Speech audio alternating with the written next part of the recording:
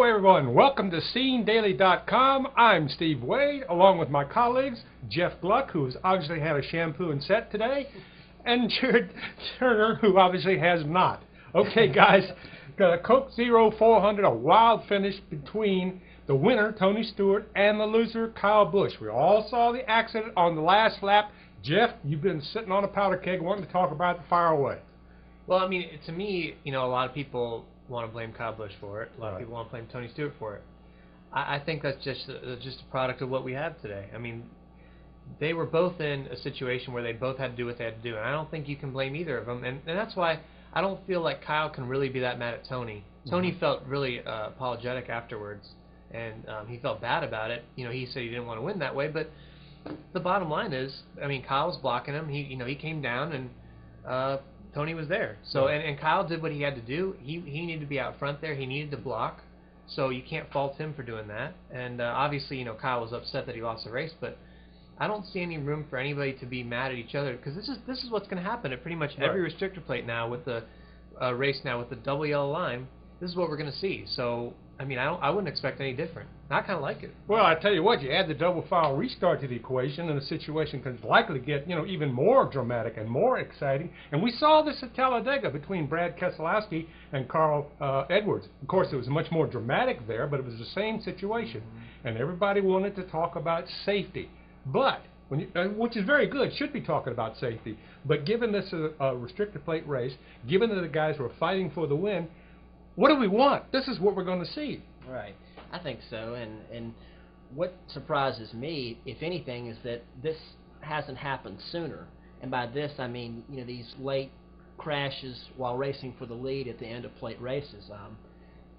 We've had restrictor plates for, what, 20-something years now, Steve? Yeah. And it's just, it's nothing short of a miracle that this hasn't happened time and time again.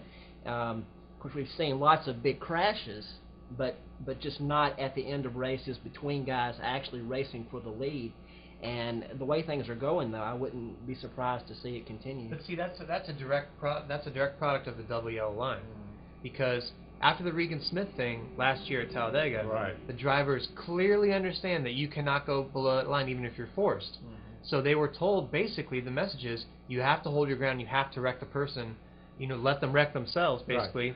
Or else you're going to lose, and you're going to get even penalized for going below the line. So that's what's happened in this whole thing, and that's why these drivers are holding their ground more than ever, and why we're seeing the big crashes. I think another factor is that the stakes are a little bit higher for wins now than they used to be before they reset the points leaders, starting with the chase. 10 bonus points doesn't sound like a lot, but it gets down to the end of the season. 10 bonus points, 20 points, which is what you would get for 2 wins, or, on up the ladder, it can definitely make a difference. I don't buy that. I think wins have always meant a lot. I mean, yeah, you want the 10 bonus points, but they're not thinking about that when they're coming to the line. I mean, you don't think, everybody wants to win as much as they always have. Sure. Coming to those races, it's just, they're not giving each other as much slack now. They're not cutting each other a break at the end. It used to be, and it's really the new car. We haven't mentioned that yet, too. With the old car, you could do these. You could pull out and get momentum and do a slingshot. Yeah. If Tony was going to pull out on Kyle now and just run side by side with him, he would have stalled out, and Kyle would have had the momentum. And what was really interesting to me is, third place, whoever is in third place in that situation, which is Jimmy Johnson, he was going to dictate the win, which is why Kyle was blocking so much.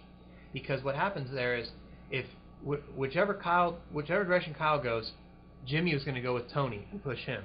So Kyle knew that, so he had to stay out front. Now, the thing that I wonder is, if you were Kyle, what can you possibly do different next time? And I don't think you can do anything different. I think he did exactly what he had to do. It just didn't work out. Well, I agree with 100%. This portion of the Jeff Gluck program... I'm sorry. I had a lot to say.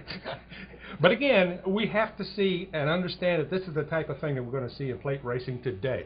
Given everything that Jeff has brought up, the double yellow line, the double foul restarts, the car of tomorrow, the desire to win at all costs, whether you want the 10 points or not, that's really not on your mind. So, fans... expect more of this. Talladega in October should be very interesting if we come down to this situation one more time, and I think we just might. Well, that's about all the time we have for SceneDaily.com today. On behalf of Jeff and Jared, I'm Steve Wade. Thanks for being with us.